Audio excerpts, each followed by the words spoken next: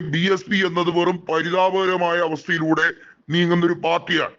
അതിനകത്ത് MP മാരില്ല, MLA മാരില്ല, MLC മാരില്ല, രാജ്യസഭാ MP മാരില്ല. അത്തരത്തിൽ തകർന്നടിഞ്ഞ് ശോചനീയമായ ഒരു പാർട്ടി. അതിൽ നിന്നും കൂടുതൽ പ്രവർത്തകർ ചന്ദ്രശേഖർ ആസാദിന്റെ പാർട്ടിയിലേക്ക് നടന്നു നീങ്ങുകയാണ്. ചന്ദ്രശേഖർ ആണെങ്കിൽ കൃത്യമായും 2027 നിയമസഭാ തെരഞ്ഞെടുപ്പിൽ സഖ്യത്തിന് വേണ്ടി നീക്കം നടത്തുകയാണ്. നിലവിൽ അദ്ദേഹം നഗീന മണ്ഡലത്തിൽ നിന്നുള്ള ലോക്സഭ MP കൂടിയാണ്. ആസാദ് പാർട്ടിയുടെ ചെയർമാനാണ് അദ്ദേഹം. നീക്കങ്ങൾ പലതും ആവിഷ്കരിക്കുകയാണ്. നമുക്കറിയാം BSPയും മായാവതിയും കഴിഞ്ഞ കുറെ നാളുകളായി BJPക്ക് വേണ്ടി പരിപൂർണമായ പിന്തുണയായിരുന്നു. 2022 നിയമസഭാ തെരഞ്ഞെടുപ്പിൽ നമുക്കറിയാം സമാജ്വാദിയും BJPയും നേർക്കുനേർ ഏറ്റുമുട്ടിയ തെരഞ്ഞെടുപ്പാണ്. അന്ന് കോൺഗ്രസുമായി സമാജ്വാദി പാർട്ടി സഖ്യം ഒന്നും തന്നെ ഇല്ലായിരുന്നു. സമാജ്വാദി പാർട്ടിയുടെ വോട്ട് ഷെയർ 2012 അധികാരത്തിലെത്തിയപ്പോൾ പോലും അന്ന് അവർക്ക് 224 സീറ്റ് മൊത്തമുള്ള 403 ലഭിച്ചപ്പോൾ പോലും അവർക്ക് കിട്ടിയത് 26% വോട്ടാണ്.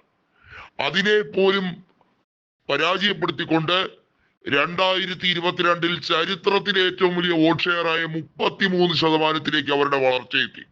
എന്നാൽ മായാവതിയുടെ BSPയുടെ കൂടി പിന്തുണയോടുകൂടി BJP 41% വോട്ടോടെയാണ് 255 സീറ്റുകളുമായി വീണ്ടും യോഗി ആദിത്യനാഥ് അധികാരത്തിലേക്ക് വന്നത്.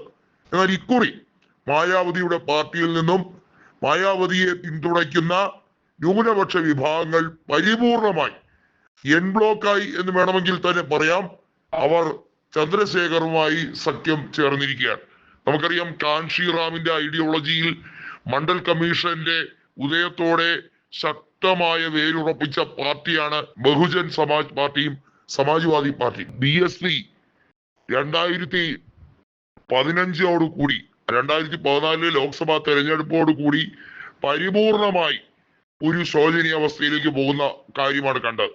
2019 ലോക്സഭാ തെരഞ്ഞെടുപ്പിൽ പോലും അന്ന് സമാജ്വാദി പാർട്ടിയുടെ സഹായത്തോടെയാണ് ബഹുജൻ സമാജ് പാർട്ടി 10 ലോക്സഭാ സീറ്റുകൾ നേടിയത്. അതിന്റെ ഒരു രീതിയിലുള്ള സ്മരണയോ നന്ദിയോ കാണിക്കാതെ മായാവതി അഖിലേഷിനെ തോണ്ടാൻ വേണ്ടി, അഖിലേഷിനെ നിർവീര്യമാക്കാൻ വേണ്ടി പല കളികളും BJPയുമായി ചേർന്നുകൊണ്ട് കളിച്ചു.